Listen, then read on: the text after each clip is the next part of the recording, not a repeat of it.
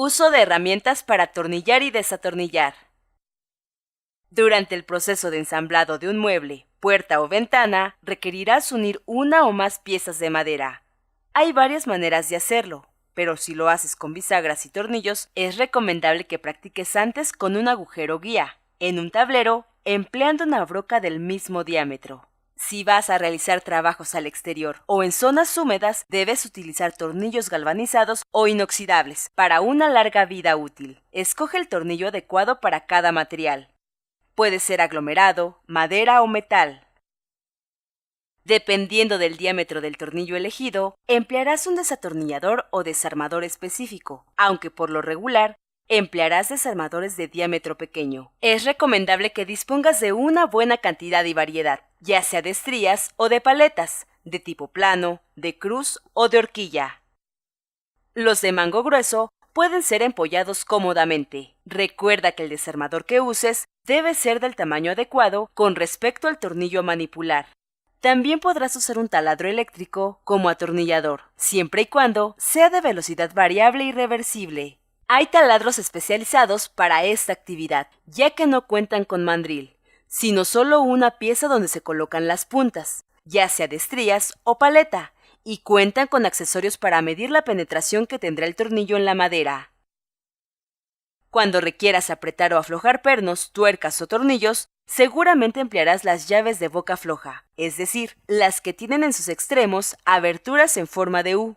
Las más comunes son las llaves españolas, con las cuales, al girarlas sobre la cabeza de la tuerca o tornillo, podrás apretar o aflojar. Las encontramos en los dos sistemas de medición, de milímetros y pulgadas. Regularmente se observan medidas diferentes en los extremos de las llaves. Por ejemplo, en una llave es posible ver en un extremo media pulgada y en el extremo contrario 9/16 de pulgada. Si optas por las medidas milimétricas, la llave será de 12.7 puntos milímetro de un lado y 14.2 puntos milímetros en el otro. Una de las desventajas de esta herramienta es que con el uso las bocas se desgastan o se abren y quedan inutilizables. Al girar la llave, ten cuidado de hacerlo siempre hacia ti y no al revés, es decir, evita empujar la llave. Verifica que el tamaño de la llave sea el correcto para cada perno o tuerca que se apriete o afloje. La llave debe girar cuando esté bien ajustada y asentada en la tuerca, formando un ángulo recto con el eje del tornillo que está apretando.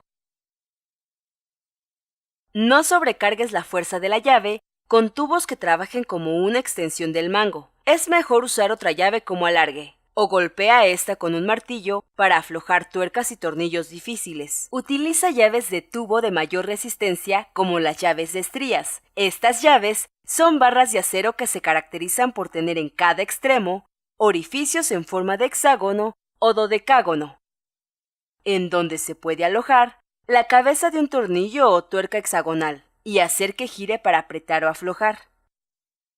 Al igual que las llaves españolas, se fabrican en milímetros y pulgadas. Normalmente, cada extremo de esta herramienta tiene una medida diferente. Por ejemplo, en una misma llave, las medidas pueden ser media pulgada en un extremo y 9/16 de pulgada en el otro.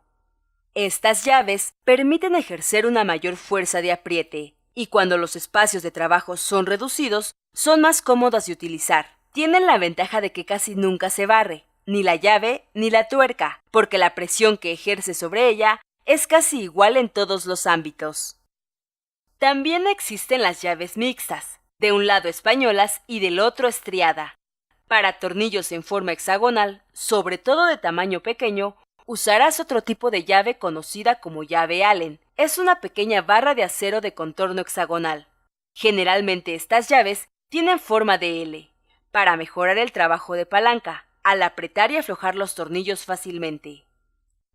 La cabeza Allen se diferencia por su estructura y corte hexagonal.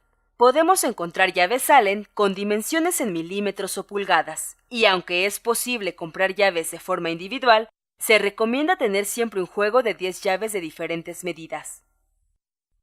Hay otros tipos de llaves de boca fija, que quizá podrías usar en algunas ocasiones, como la llave de nariz, tubular o de trinquete. pero las más importantes son las españolas de estriadas y la Allen. También hay llaves de boca ajustable, especializadas en esfuerzos de torsión, que se caracterizan por tener la capacidad de ajustarse al tamaño de la tuerca o tornillo que se desea apretar o aflojar. Sin embargo, se emplean con tuercas más grandes, que rara vez se emplean en carpintería. Los distintos tipos son la llave inglesa, la llave Stilson y de perico. Sus partes principales son un mango, tuerca de fijación, quijada móvil, quijada fija y tornillo de ajuste. Para asegurar que tu trabajo sea de calidad, es importante que los agujeros en donde insertarás tornillos o pernos sean nítidos y exactos. Esto lo puedes lograr usando un berbiquí y una barrena espiral. En trabajos comunes, podrías taladrar agujeros desde 1/4 hasta 3/4 de pulgada de diámetro, ya sea en madera dura o blanda. Los tamaños usuales de brocas van desde 1/4 de pulgada hasta 1 pulgada. Para taladrar agujeros de más de 1 pulgada, usa brocas de expansión. Sujeta bien la herramienta para evitar algún accidente y no hagas demasiada fuerza porque podrías romper la broca.